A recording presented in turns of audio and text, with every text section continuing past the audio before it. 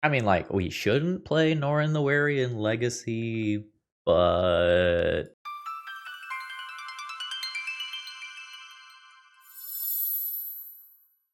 hello folks, Phil Gallagher, aka ThrabenU here for another Legacy video. Before we get started here, I just wanted to say that today's video is sponsored by IntoTheAM.com. They are an awesome store. I absolutely love their graphic tees. I am wearing Frozen Plunder right now from their December merch drop, and I also got Dark Samurai as well for myself. They also have really comfortable shirts, so if you're looking for something comfortable to just wear to work on a regular basis, I highly recommend your stuff. You can use promo code ThrabenU or use my link in the video description to save a little bit on your order. So check them out to support my content. So today we're going to be looking at Brett's Mardu Energy deck list. And I'm going to just show this deck as it was submitted. I've only made one change so far. There was a one of Mindbreak Trap here that I don't really think makes sense as a one of that I just turned into another Meltdown because Meltdown is sweet. But when I went to sit down to play this, I realized that it would probably be good to talk about some deck building stuff here. So I think the mana base of this deck is wrong in a very, very important way. And so I wanted to talk about that. Just briefly talking about the overall plan here. This deck utilizes the energy shell that we have seen be relatively powerful within the confines of Modern. Boros Energy got 3 cards banned from it in Modern. So it is very, very successful there. And like this close to being a like very, very viable and strong legacy strategy. And one of the problems with the legacy versions is that they're often mono white or very close to it, where the 0 ability of Ajani Nakatl Avenger isn't actually online and good to go fully because you don't control a red permanent. And this deck is hoping to fix that by playing Goblin Bombardment as well as Broadside Bombardiers. And while that's all cool and good, I think that like this is not a card that is particularly good by legacy standards. I think it is fine to play some number of them in this deck. It helps you flip Ajani. It helps you turn all of these cat tokens that you get from Ocelot Pride directly into damage. But I think this is just a few too many copies of things that sacrifice relative to the actual token production that you do have.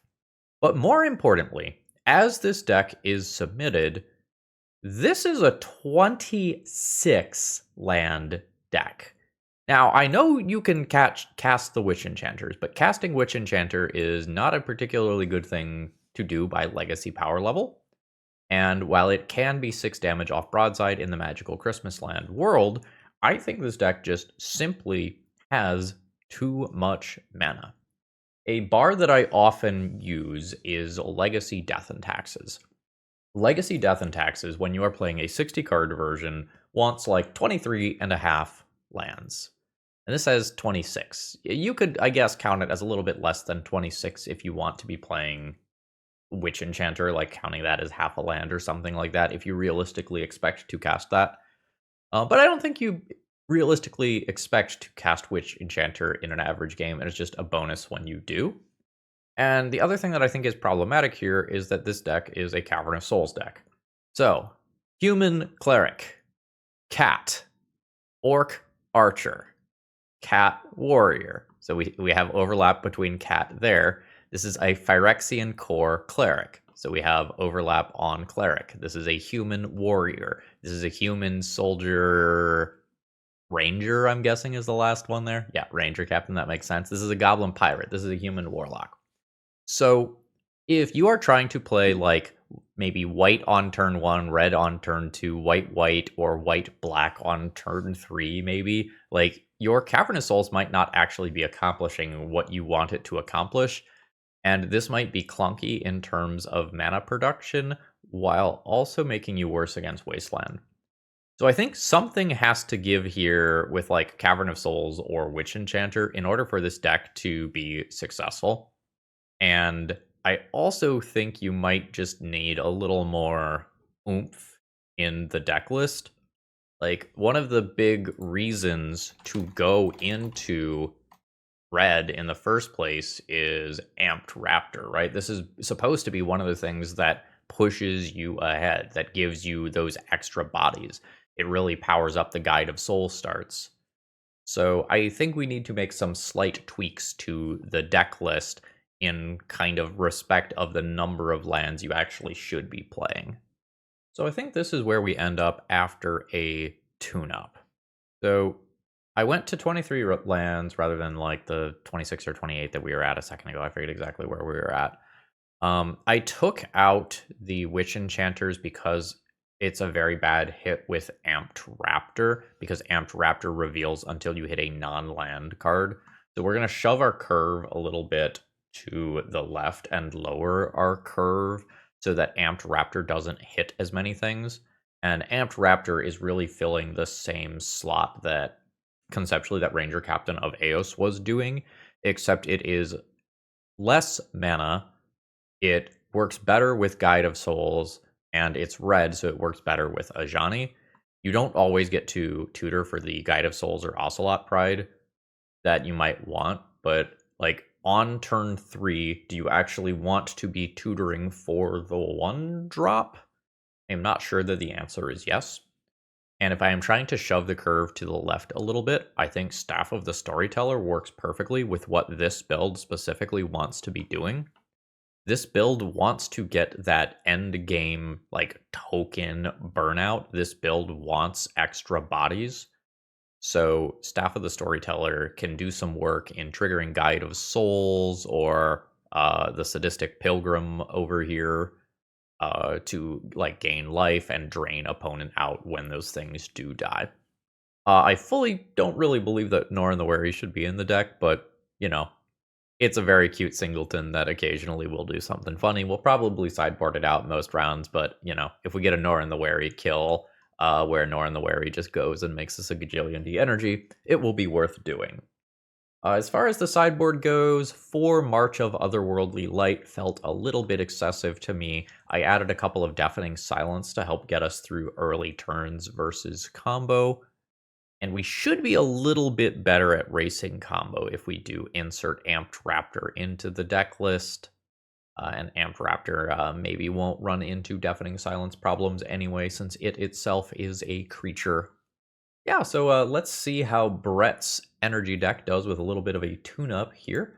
Folks, should you need some cards, please consider checking out my sponsor, TOAMagic.com, and using promo code ThrabenU to save yourself a little bit on the order. If you are planning for a major event such as MagicCon Chicago, you can find them there at this big old purple banner, and I have had very good customer service from them. Highly recommend going there to pick up some cards, or especially sell cards. That being said, let's battle. All right, I've kept my opening hand here. We're really hoping that our initial creatures don't get disrupted. There's not much of a plan here if, you know, we start eating fatal pushes and counter spells and stuff. So hopefully that does not happen. I think I'll just make my attack and go from there. I don't really want to play around Daze this turn. Like, I kind of just want to shove Ocelot Pride and then play Elegant Parlor. Ooh, okay. So looks like we're going to eat a Lightning Bolt. So that's fine. So the objective best play for me is Ocelot Pride, tapped Elegant Parlor this turn, Ajani next turn, around Daze. I think is how I am going to play this. It is incredibly awkward if this does get dazed, but I think I want to get this tapped land out of the way, and I do want to surveil as soon as possible. I'm going to say that this is fine. We're going to run back into Daze again, potentially. Mr. Percy is hanging out in this room. He might stumble his way onto the camera at some point. He is investigating. Bobble. So I think seeing Bobble, there's a pretty good chance that my opponent is going to end up being Grixis. Nethergoyf seems like a pretty decent way to go and like take advantage of this, although this could just be for Dragon's Rage Channeler just as easily. So now it becomes slightly more interesting about like whether I play Ajani first or Ocelot Pride first if this connects. Like I'm just getting bolted again. Yep, that's fine. My opponent just does that with Ajani on the stack if I cast Ajani. I think I am not playing around days here. I don't think my opponent has it. So now, if my Ocelot Prides or Cat Warrior tokens die, I flip this into a Planeswalker in a way that's very good for me. My opponent does not seem to immediately have counterspells, although they could after this Brainstorm. So I would like to be able to Swords to Plowshares a giant like Murktide Regent or something that comes afterwards. Like Murktide Regent isn't guaranteed or anything. All right. Well, hopefully I just start making cat tokens in a meaningful way. Staff of the Storyteller is great. Fucking stop killing my shit! I'm here to have a good time. Not here to have everything lightning bolted. This will be the 4th lightning bolt if this is another lightning bolt. Yeah, that's the 4th goddamn lightning bolt. Cat Warrior. 15. Staff. Make a friend. Put a counter. Draw a card. Hopefully we get to recharge Staff. I have threats covered, and I have threats covered around days.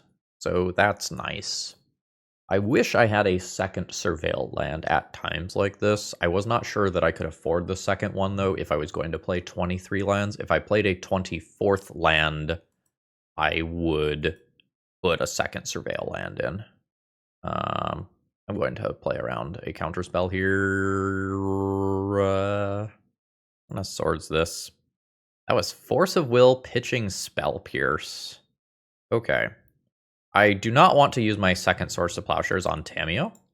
I guess I'm getting black mana here. I guess that means basic swamp, so I don't get wastelanded off of it. I can't be wastelanded off of red easily. So I will broadside. I think I just send in with everything. My opponent can block if they want. It makes Tamiyo easier to kill. Yeah, okay. This is fine. My opponent goes to 11. Now I can like throw Spirit Token at it rather than Staff of the Storyteller. I am into that. That leaves us with the cat for later. And our opponent concedes. They had all the goddamn lightning bolts, but they did not have a threat that they could stick. So that is great for us.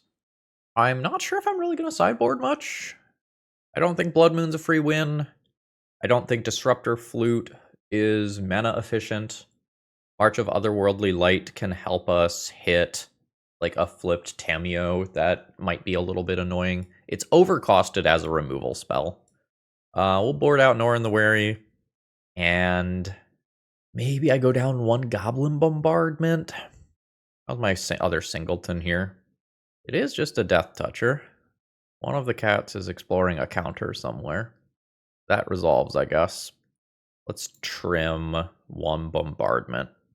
This is really good with one more land. Do I just risk it here?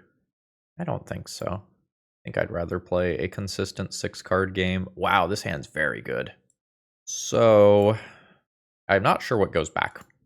Bowmaster is an additional removal spell against something like a Delver or a DRC. It is a relatively good card in the matchup. I'm not sure that it's better than just having 2 copies of Staff of the Storyteller because they recharge each other.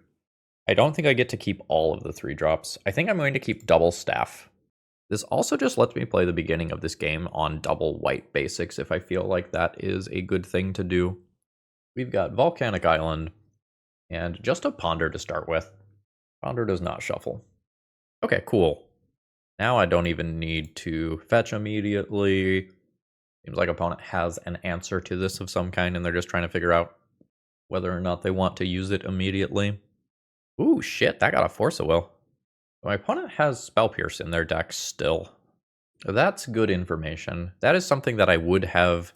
Okay, my opponent does have actual factual Delvers. Welcome back to the format, Delver. You've been banned for a little while. Yeah, so now I can just play on basics for a little while. I don't think I answer Delver immediately. I think I just play Staff of the Storyteller. It's just a much better use of my mana, and a 1/1 trades evenly with Delver in its current form. Delver flips to a Lightning Bolt. That's fine. Now on my next turn, I can Swords to Plowshares a Delver while playing around Spell Pierce. Ponder. I mean, I love things that aren't adding to my opponent's board presence right now. Because it gets a little tougher if my opponent just plays another threat immediately. All right, fantastic. I think I fetch immediately. We don't get into any weird Wasteland the Fetch Land. Okay, there's Basic Mountain. Wasteland the Fetch Land situations that I don't like. So let's attempt to Swords the Delver immediately.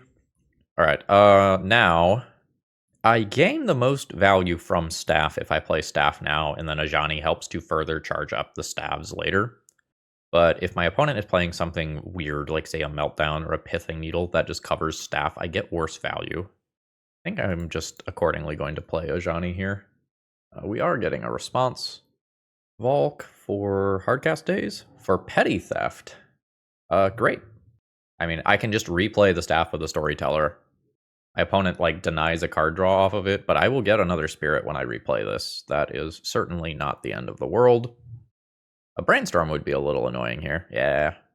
Now, this is the sort of board where I wouldn't hate drawing, like, a Goblin Bombardment or something that allows me to do something meaningful with the Ajani Planeswalker. Nope, it's Plateau. So these 1/1 spirits from Staff of the Storyteller aren't fantastic here. So I don't think I play 2 staves this turn. I think I just go ahead and draw a card. That is very good for next turn. I am fine with that. I'll hopefully Legend Rule my cat next turn. We potentially have a Lightning Bolt to deal with that has things to say about that. I'm going to go ahead and just fetch another basic here. Get the Swamp and poke Tamiyo for 1. We had a little bit of a strange upkeep pause that I don't know if I should actually read into or not. All right, we have a few cats here. So I think I will go ahead and attack Tamiyo immediately. Sometimes I end up drawing a March of Otherworldly Light that makes this attack a little bit awkward, but I don't think it's the end of the world to just do it.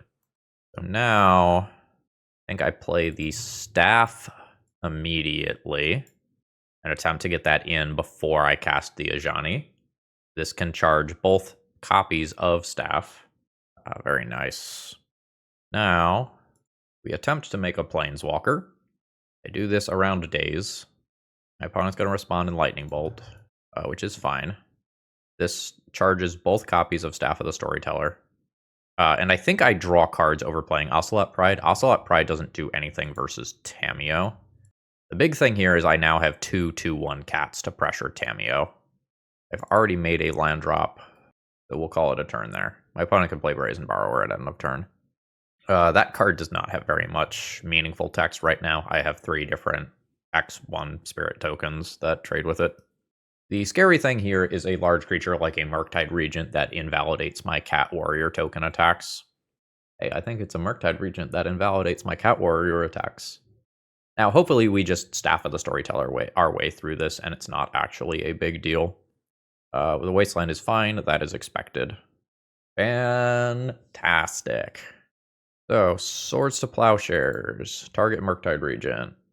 Going to resolve. I can pay for any sort of soft permission. Now, like, the whole Mountain Swamp basic thing that I did earlier might keep me from multi-spelling this turn. Ooh. Yeah, that's perfectly fine. So I'll play that immediately, in fact. So we'll just get an untapped white source, like a plateau. So now when my cats die, we can start chipping away at my opponent's life total. So send at Tamiyo, send at Tamiyo. A shrink, and my opponent is just going to take that loyalty damage. So on my next turn, I will just have 3 creatures that can start attacking Tamiyo. And I just have this Staff. Oh god, that's so fucking good.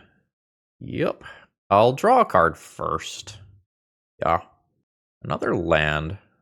That means I can draw another card safely. So I will do so. Amped Raptor is sweet.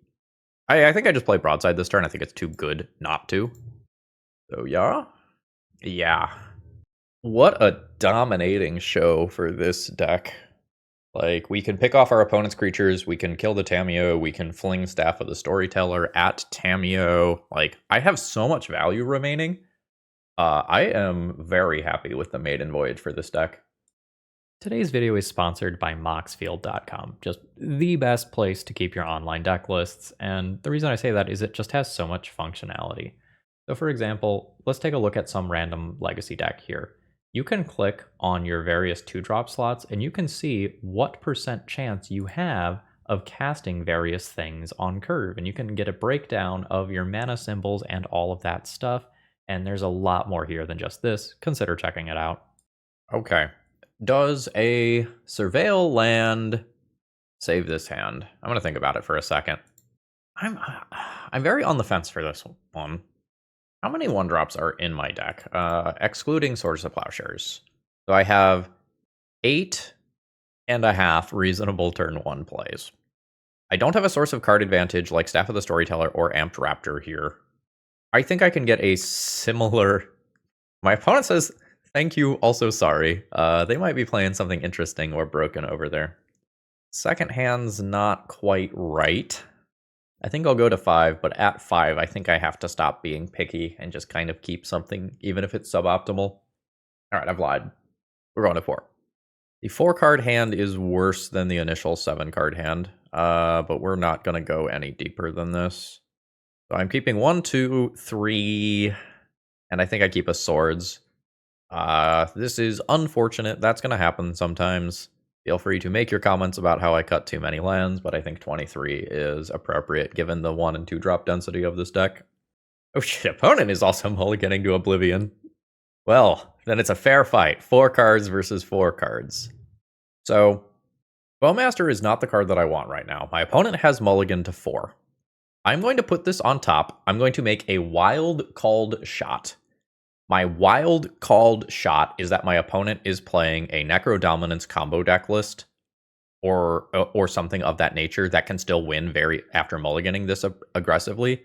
And I'm going to hope that Orcish Bowmasters is good against what they are doing. If they have mulliganed this deeply because they are playing something like Oops All spells, I don't have a lot of game 1 agency versus that. Okay, Unmask, pitching Dark Ritual. So... it might be something along the lines of a Reanimator deck. Ooh, keeping no land. Never mind. All right, so unfortunately, it is looking like we might be closer to the Oops All spells side of things. I don't have a lot of agency versus that. Swords to Plowshares usually doesn't do anything there. But it looks like I luck out, and I'm not dying immediately. So what's the dream here? The dream here is probably Amped Raptor into a second threat. Like, that's really what I'm looking for. It's not what I'm getting.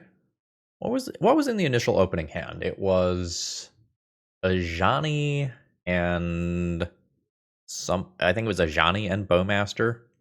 I actually ended up with something very similar to the opening hand here. Oh man, deck. We're in the flood. Opponent's at 15.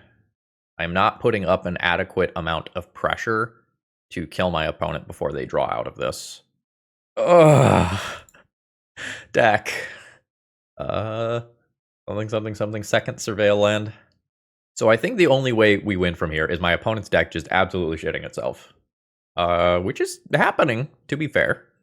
I'm going to do the marginal deck thinning here.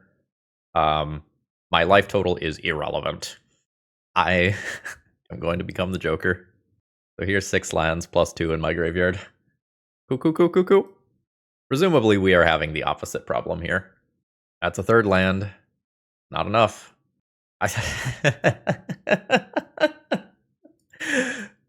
This is funny. All right, here we go. Dark Ritual. So there is a spy. My opponent is now going to mill their entire deck. And there's so many Narcomoebas, so I can't actually take my opponent off of enough creatures to shut off Dread Return here. If I take out 2, they still have 3. Actually, do they have Bridge from Below? If they don't have Bridge from Below and they Cabal Therapy me, I can shut it off. So there's Thassa's Oracle. Out of spite, we will, of course, Swords to Plowshares, Thassa's Oracle. Unfortunately, since my opponent has 0 cards in library, they still win. I said, no, you know what? Your Pact of Negation resolves. You lose the game on your next upkeep. I said no to Thassa's Oracle. Get out. All right, we won the moral battle. What a silly game. Okay, so Leyline of the Void. Great. Deafening Silence. Great. Disruptor Flute. Reasonable. Pretty okay if my opponent pivots into Goblin Charbelcher as a secondary win condition. We could do Blood Moon and Meltdowns and stuff like that. I don't know that that matters. Or on the Wary can hang out in the sideboard. Sadistic Pilgrim can probably go away. Orders of Plowshares is not particularly strong. It can do something versus Undercity Informer past the turn lines, but it's pretty rare that it matters versus the actual combo being executed. Bowmasters isn't great. Goblin Bombardment is medium. Bombardment is a way to get over the line in terms of damage. Staff of the Storyteller may be slow enough that that is actually worse. Actually, I wonder if Sadistic Pilgrim is better than Staff of the Storyteller. It probably is. Do I want like one Blood Moon? Just shut off non-artifact black mana? Doesn't seem very reliable. I don't really want Staff or Swords or Norrin or Meltdown or March, though. Miser's Blood Moon? Opponent said, good, honest magic. Milk Tornado, I'm glad you're having a good time out here. I mean, I'm not throwing it back, but I'm unhappy. Like, Leyline of the Void is very, very good versus Oops All Spells. But this is not enough pressure to end the game immediately, and we're going to hope that a Surveil land carries some weight here in making my hand more reasonable. Because I think that my opponent will end up eventually just beating a Leyline of the Void. It'll take a while, but I don't think that... Assuming that my opponent has boarded in answers to Leyline, or has an alternate win condition, like, they will eventually get through that. So I want to end the game. No. Damn it. Alright. My trauma from last game returns. I will respond. Ping you for 1, and then Thoughtseize misses. The Thoughtseize speeds up our clock by a turn. So we've got that going for us. Or Lotus Petal. Opponent probably should be playing those out. Like, there's Meltdown, I guess, to think about. God damn it, deck. There's Meltdown type cards I guess you can be thinking about.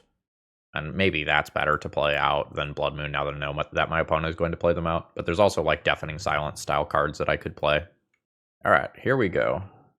Oh, opponent says, I drew my 1 out. Okay. So they have milled everything. And then... Oh, I see. They drew the Thassa's Oracle directly. Yep, I mean, it seems like my opponent's build actually could not answer Leyline of the Void, so they were only playing to drawing Thassa's Oracle.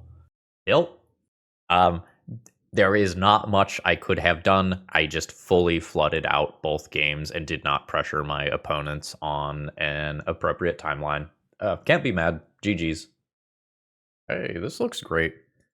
We don't have the turn 1 play that I might like. We'll probably just do a Surveil land off one of these on turn 1. That is annoying. That is no longer annoying. We're probably playing against a Nadu deck. I think I will just play Scrub rather than go for a basic here. We just want to slow our opponent down. I don't think I get to save that for Nadu specifically here. So the hope is that I just... You know, I'm not even going to finish the sentence. Wait, hold on. If I play Goblin Bombardment first, this actually works, right? No, because I bounce Ajani with Trigger on the stack. Okay, so I can hold up Orcish Bowmasters for this turn, or I can just play out Goblin Bombardment to make Ajani better in the future, which I think is what I'm going to do, because the back end of this is super relevant in terms of picking off future creatures. So let's get red mana. God, that Caracas fucking sucks for me. And get Goblin Bombardment into play. It's a little frustrating if my opponent just, like, brainstorms or something this turn that I could have ambushed with Orcish Bowmasters. But I think since I have 2 of these cat friends here, I just need to do something meaningful with them. Ooh, am I wrong about the read? Is this not Nadu? Green Sun for 2? It's Bristly Bill. We're still pointing at Nadu. Oh, this is something else. Orcish Bowmasters is good against that. I have not used a Surveil land yet. This is fine. I will cast an Ajani. Okay, it is Bant. Alright. This Caracas is a little bit of a nuisance. Hopefully our opponent just ends up using that mana. I love seeing a Dryad Arbor on the other side of the table.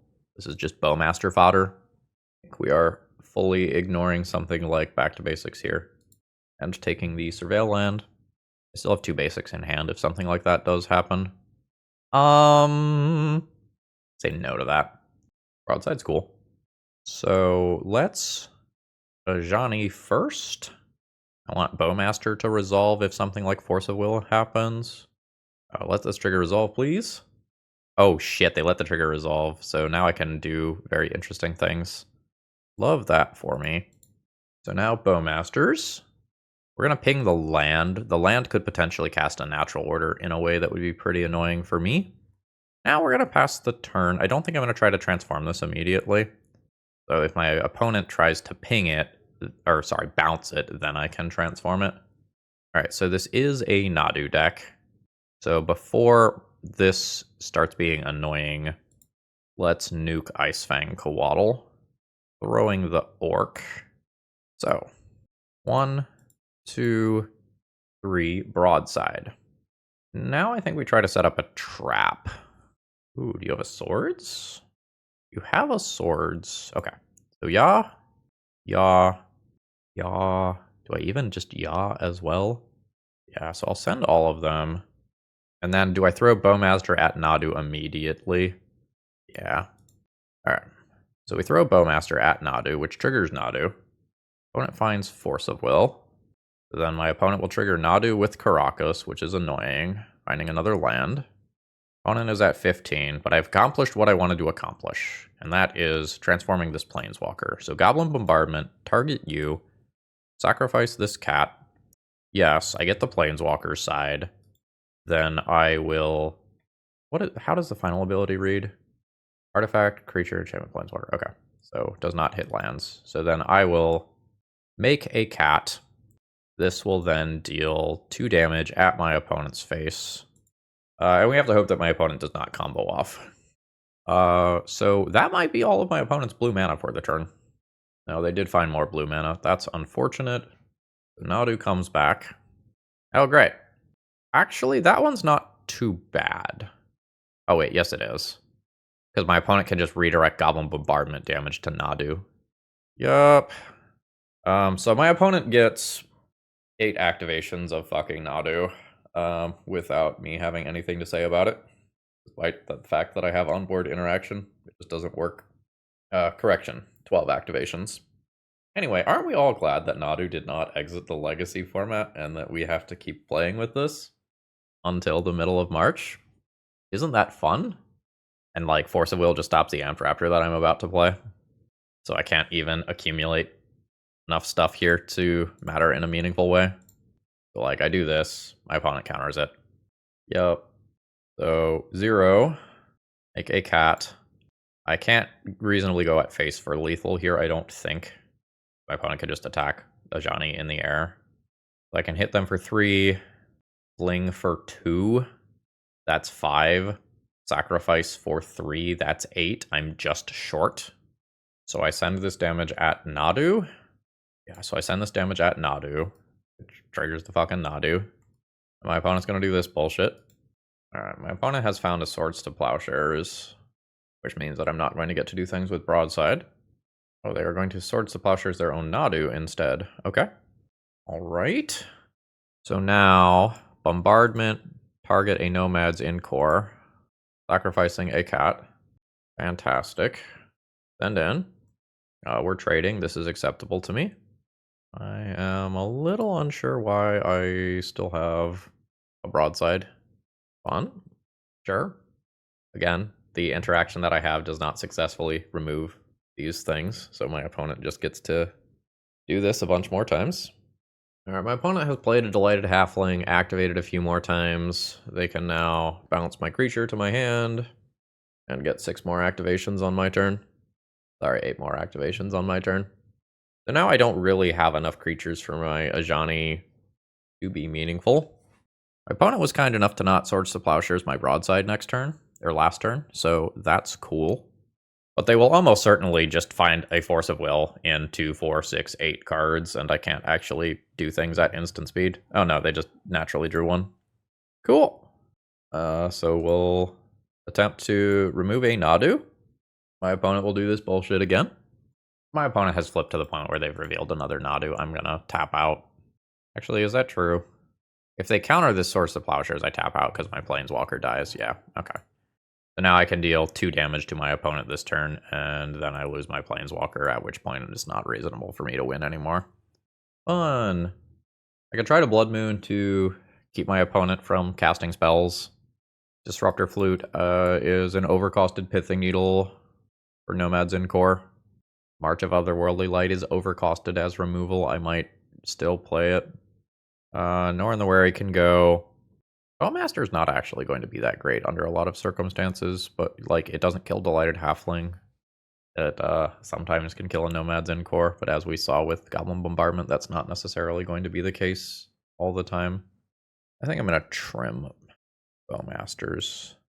I think March is slightly more reliable removal. I think I need Staff of the Storyteller. It's slow, which I don't want versus a combo deck, but my opponent has such a good fair mid-range plan that I think I just have to. Oh, this is fine. It's just fine. I think my opponent's deck is on average just much stronger than my deck, unfortunately. Guide of Souls does not fit into my curve for the next few turns. I am going to get rid of that. I don't think we've done the Guide of Souls thing at all in this league yet.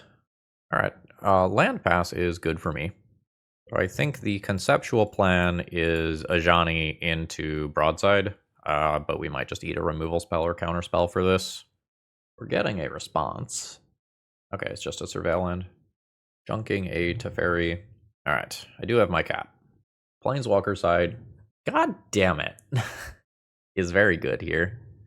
Yeah, I mean, my opponent is just going to get to bounce my cat lord. That just is what it is. It's happening. Alright. We're going to Broadside and kill this Delighted Halfling. Fuck me. Alright. Send it. Yeah. That is quite frustrating. Because now I can just effectively die immediately. My opponent can just slam both pieces of the combo this turn. Alright, there's Nadu. Cool.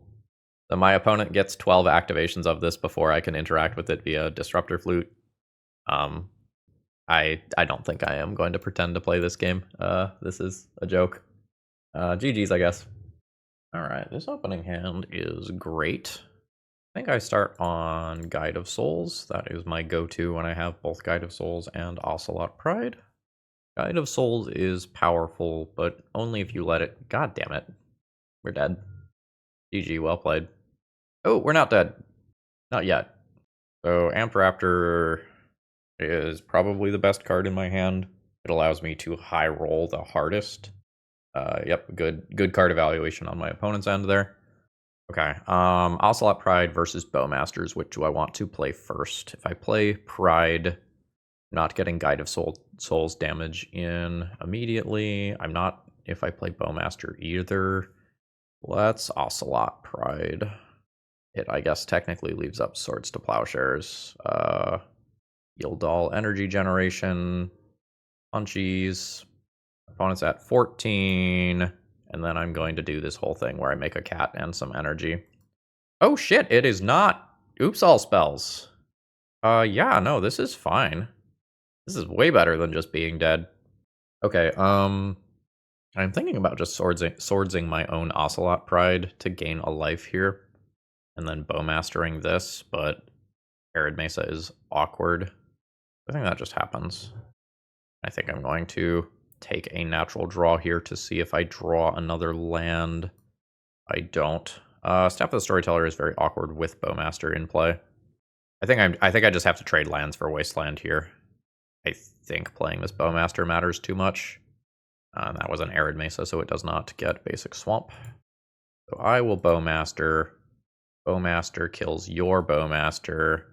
I get some energy off of this. I'm going to send in with both of these and then just put these counters on the cat token so that the cat token actually gets to meaningfully attack in this turn. Between opponents' Thoughtseize and their self-damage from a land and this attack step, like this is a lot of damage versus my opponent's fair, like, Ox-ish deck. It is not... Oh, it is a cycle, sure. Are you going to reanimate? You're going to Thoughtseize. That's rough in terms of damage. I lose Broadside. Gonna reanimate Broadside. You're gonna reanimate Bowmaster. Sure. Okay. You are at 6. Can't cast Amped Raptor. I can attack you for 3 in the air, and then have 3 in the air for lethal next turn. Swords a token, put you at 8, attack you for 5, put you to 3. I kind of just want to play Staff of the Storyteller and put another flying body into play that my opponent can't block as of right now. Like, if I get Wastelanded, I can still Swords next turn and have something to do with my mana. I also don't necessarily, like, have to cast Swords to Plowshares in this entire game. Like, I very realistically might just be burning my opponent out with flying attacks. Just passing the turn. Am I going to get Wastelanded? Are you going to concede? I'm going to get Wastelanded. Guide of Souls is very strong, because Guide of Souls gives me another energy, and that means that I can put +1/+1 counters on a creature for the flying. So this attacks, I think this attacks, and I put the counters on it. Yes, put the counters here. Now I have 3 different creatures that are flying coming in. Yep. The opponent did 3, 4, 5, 6, 7, 8, 9 points of damage to themselves. That made my job a lot easier.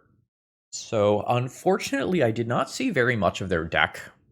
So I don't have perfect information for how to sideboard. I don't think Leyline of the Void is necessary. I might play it. The thing about Leyline of the Void is that Reanimate can target either graveyard, so my opponent can just fight over my stuff.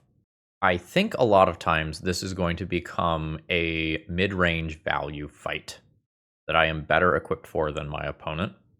So the way they win, potentially, is like sticking a Bowmaster that's really annoying for me because I can't draw cards, or otherwise doing something unfair with the graveyard. It may be that I want to fight against the graveyard because I think I am going to win the fair game, but every card that I take away from my fair game makes it easier for my opponent to win. I don't think the Leylines do enough. I think I'm going to make that swap. Exiling creatures is really good so that they don't come back. I think I can probably go down 1 Goblin Bombardment to play the other one of these. I don't think I am going to Disruptor Flute as of right now. If we see a bunch of Planeswalkers or something like that over there, we can pivot into that. But I'm expecting more like Goyf type creatures as my opponent's plan B. I don't like this hand. I'm clicking the keep button, but I don't like this hand. I just think that Bowmaster is a little bit of a liability as a card. I love that. I love that as a draw. I don't believe that I am going to get a Surveil land. I think I would like to hold up Swords to Plowshares without being potentially wastelandable. Second swamp, and pass. And this is where cards like Amped Raptor are going to shine. Cards that just innately have good value. And we haven't boarded in things like Leyline of the Void that are just not going to be Amped Raptor hits. So Amped Raptor should pretty much always hit something that is castable. Yeah, see, this is exactly what we want. This is so much value versus just fair 1-for-1 removal spells. Which I imagine we're going to see some sort of Fatal Push, Dismember sort of card, Edict right here, something like that. Dark Ritual. Double removal spell? Hard cast Snuff Out. Wow. That's unusual. Not saying wrong, but it's just very unusual to not pay the life for that initially. Maybe opponent saw what happened last game and is just like, nah, I can't put up with that shit. This is fine. I can Swords to Plowshares, Ajani Prime, and then Bowmaster the token. I think since my opponent has black removal, I actually kill the token first, let the flip trigger go on the stack, and then Swords to Plowshares the body. Fine with that? Yeah, I am fine with that. The Bowmaster that. I could also just attack the body. I always hit it for 2.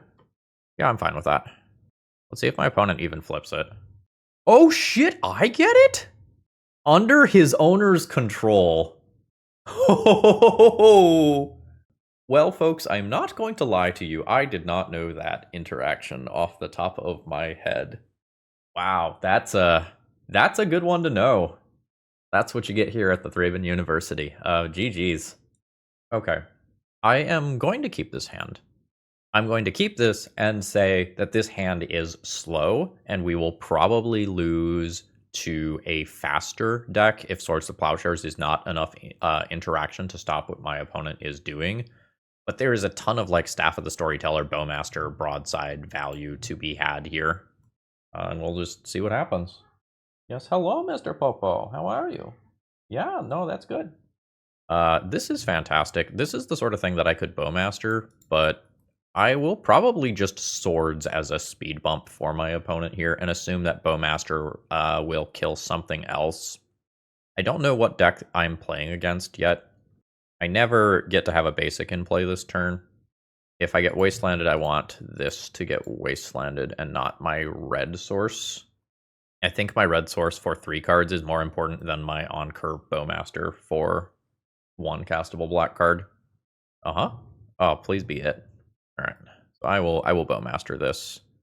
I do want to like Amped Raptor and get my value out of that, but I don't think that I should pass up on removing a Noble Hierarch against what is, you know, somewhat likely going to be a Gaia's Cradle natural order style deck. Opponent gets to fetch. Yeah. So next turn, if I draw a land, I can broadside a creature. If I don't draw a land, I can Amped Raptor and try to get some removal spell. It is White of the Reliquary. Sure. Guide of Souls, not what I'm looking for here. We missed the land drop. Let's try to high roll with Amped Raptor. Goblin Bombardment. I will cast that. So this gets +1/+1 for each creature card in your graveyard. So I think I sacrifice all of my creatures to kill White of the Reliquary and assume that I will outvalue my opponent over time. Let's send these in and see if I can get some free damage. Okay, so this is fine. This is fine. So mark 1 damage on that. And then we are going to bombard and finish that off. A crop rotation would be extremely awkward if I go all in on this, but it does not happen. So now next turn I can play Staff of the Storyteller and kill Dryad Arbor or another X1 creature, and then hopefully just outpower my opponent from there. We don't want to see a Green Sun or a Grist right now. Yeah, no. That is what it is. Norin the Wary Guide of Souls is a thing. I do not believe that is better than putting Staff of the Storyteller into play. So my opponent can sacrifice a Dryad Arbor to search for any land in their deck. I probably don't want to give them that. So we are going to shoot and kill a Dryad Arbor. I believe I do it now before this is active. I need to find an answer to White of the Reliquary. It will just beat my face in. Since I put Dryad Arbor into the graveyard, it's probably outside of range of Broadside Fling. Might be another Hierarch too. Oh, it's an Elvish Reclaimer. Yeah, so my red removal here, not looking hot. I probably want Leyline versus this deck. So if I kill Elvish Reclaimer, my opponent can just search for any land. Yuck. How am I beating this? Like, do I need to just draw the card here and not play Broadside on curve? Maybe. Hitting Swords to Plowshares is a really big deal. Miss. So let's grind. I can Staff of the Storyteller, and then this charges both copies of Staff of the Storyteller. I can pass the turn. Not really in range to be burning my opponent out from 16. I mean, I will certainly fog this amount of life. That's fine. Bombardment your face. An opponent is just chilling. Okay. Okay. All right. Fetch. We'll just get another scrubland. Guide of Souls. Ajani. We'll yield to all energy generation. I will make a cat. That cat will charge both copies of Staff of the Storyteller. Casts a spell or a creature attacks. I hope neither one of those things is happening. I guess I should have played Norin and then played Ajani so that I do that. Okay, so Goblin Bombardment, your face. Throwing a Cat Warrior. Yes.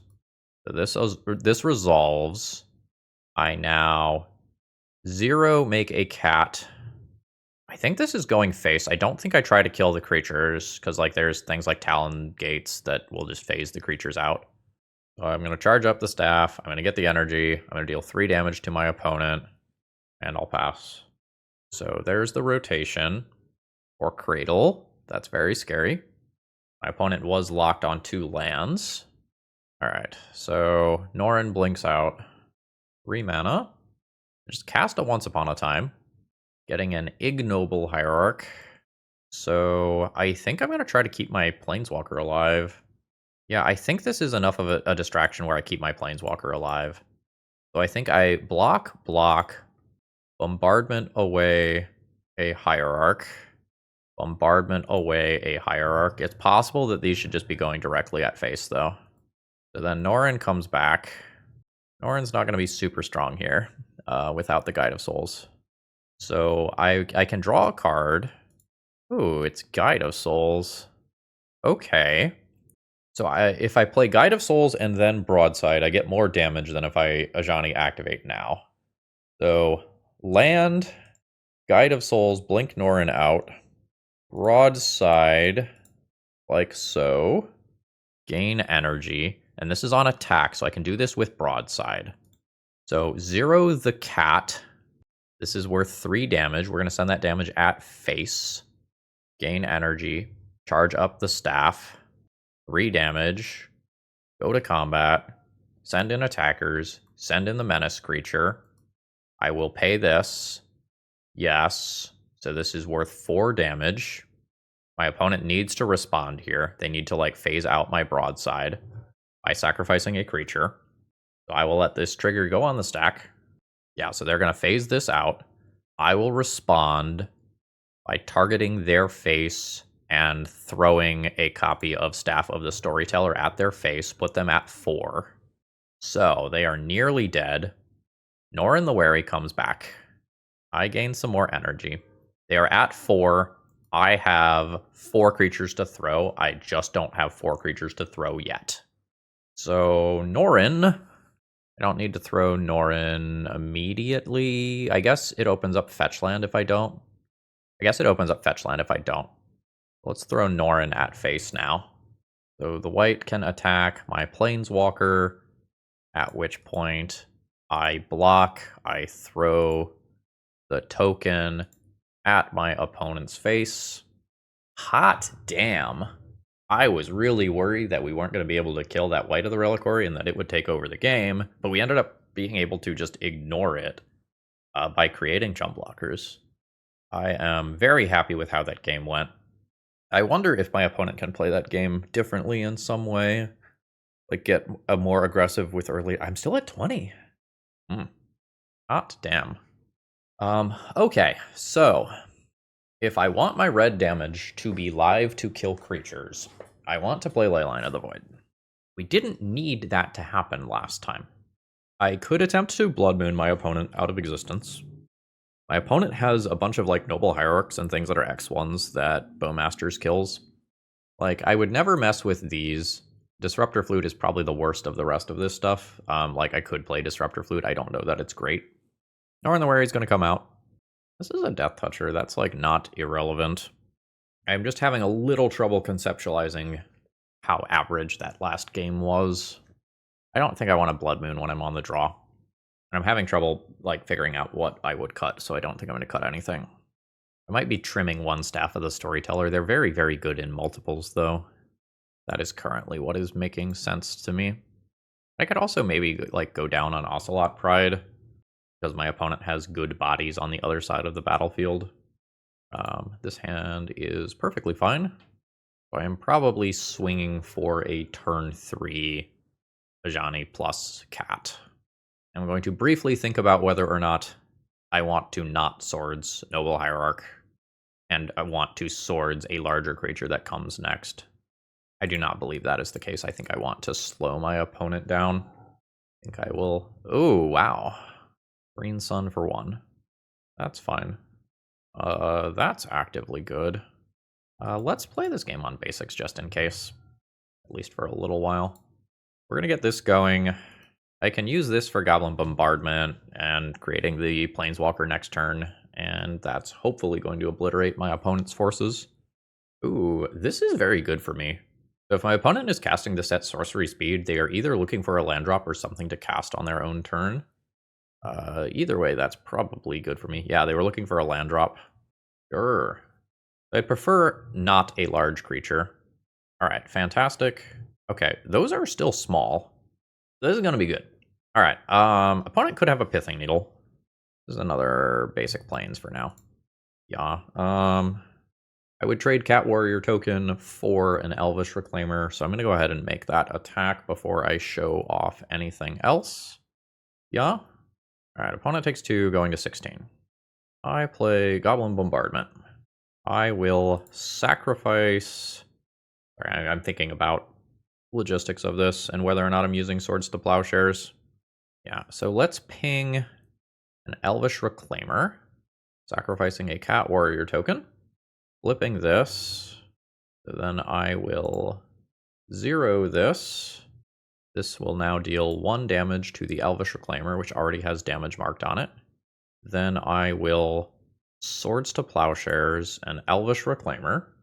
Then I will Goblin Bombardment and Ignoble Hierarch. And if you've got a Pithing Needle for this, like, you've got it. Let's see. But I just obliterated 3 creatures. Okay, they do have the Pithing Needle. Ooh, I get to keep my Planeswalker. Hot damn. That's very good. And White of the Reliquary. That was a hell of a turn for my opponent. So I will Ocelot Pride. I will play an Ajani. I think this becomes a Surveil land. It's awkward because that means that I won't have access to black. Dryad Arbor. So Dryad Arbor can turn into Gaia's Cradle or a phasing land or whatever. Alright, so they're going to attack me with a 4/4 creature, which could become a 5/5 creature. I think I'm just going to eat that damage. Multiple Pithing Needles, quite good. Let's Surveil. Do not want that land. Well, I found a different land instead. I'll hold the black mana until I have something to do with it. So I have the City's Blessing. I can't gain life easily right now, though. Double Pithing Needle into large body was exactly what my opponent needed.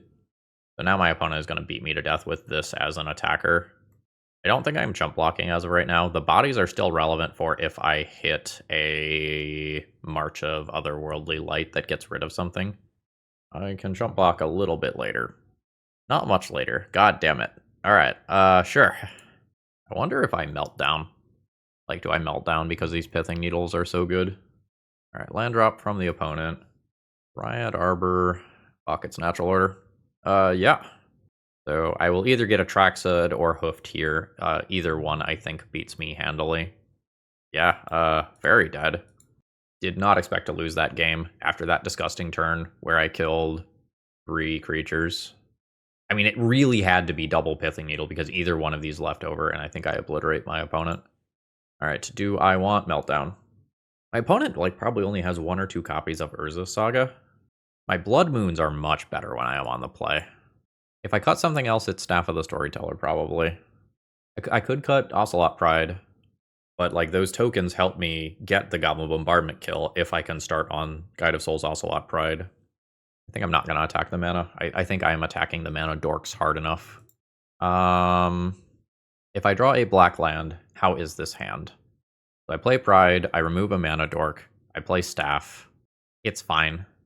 Like, Pride will snowball, but I don't have the red mana that I would need to, like, sacrifice these tokens to make it insane. This is very good with Ocelot Pride. I think I tried to get something safer. This is not great. I'm keeping it on 6. This is not really what I wanted. I don't have something unfair for Guide of Souls to be, like, maxing out on energy ASAP. I get probably 2 draw steps to draw a reasonable card, and I think if I miss on 2 draw steps, I'm going to lose. My opponent's deck is just very consistent in the early turns. Reclaimer. Ooh, Snuff Out is incredible. That's so insane. Because my opponent did not spend their turn advancing their board. So, like, my opponent did not have to choose between removing my thing or advancing their board. That was incredible. I think I lost the game in that play. Yep. So in talking about Blood Moon here, like Blood Moon on surface looks like it's good versus Urza Saga, but then my opponent just like rotates the Urza Saga into a basic forest, and my Blood Moon will have had minimal impact on the game. I think without an Ancient Tomb or something to accelerate it out, it is just not reasonable. Oh my god. Alright. Yeah, no, message received. Another Guide of Souls. I think I try to multi-spell next turn. I think I just play Broadside and attack for 2 here and hope that I can pressure my opponent's life total hard enough to punish them for their initial snuff outs. Ooh, that's not bad. Guide of Souls. Broadside, number 2. Gain an energy. Go to combat. Declare attackers. Send in. Don't have enough energy for the trigger yet. My opponent can make a 1/1 token if they would like, which they do. My opponent could block one of these, and then I could hit them for 2 damage. Row 3, row 5.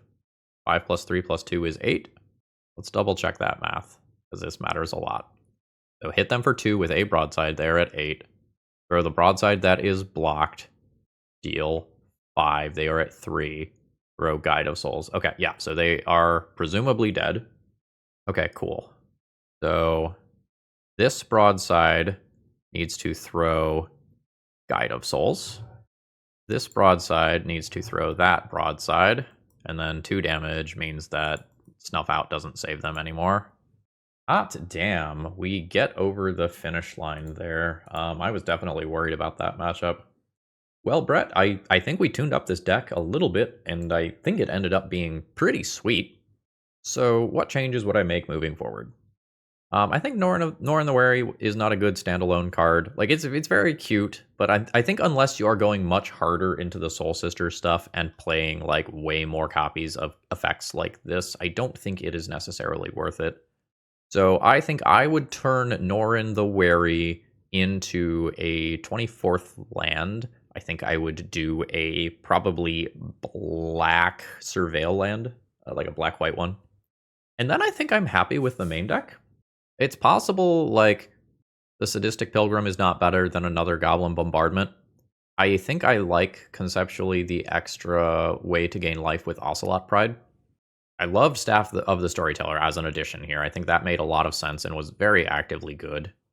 A lot of our cards didn't go ham in this league. Like, I am not sure that we ever made... I think we made 1 white cat token with Ocelot Pride throughout the entire league. I don't think that means that the card shouldn't be in the deck or anything like that, but I think that's just kind of how it went this league. As far as the sideboard goes, I don't think I actually like the Blood Moon. Like, it is fine versus many decks in the format, and it might accidentally steal some wins, but the last round was a good example of a deck that Blood Moon is conceptually very good against, but without a way to accelerate it out, I'm not sure that the turn 3 Blood Moon is fast enough for the format. Maybe you play some Null Rods, like go down 1 Meltdown, play 2 Null Rods, so you have like a Meltdown Null Rod split. And then maybe you can use 1 extra copy of Deafening Silence in the sideboard or something like that. Generally speaking, though, this league slapped. This was really fun to play. The gameplay was really intricate. The Goblin Bombardments and Amped Raptors both being added to the deck made the Ajanis way more threatening because the 0 ability was frequently a removal spell, whereas it wasn't in a lot of the other builds of this deck that I've played in the past. So, like Brett, thumbs up to Goblin Bombardment, and I hope you enjoyed this league. Alright folks, I hope you have a wonderful rest of the day. Should you need some magic cards, you know where to go. Promo code ThrabenU will let them know that they should continue to support my content and save you a little bit of money along the way. And if you need some t-shirts, intotheam.com. Promo code is in the video description as well. Alright, have a great rest of the day. See ya!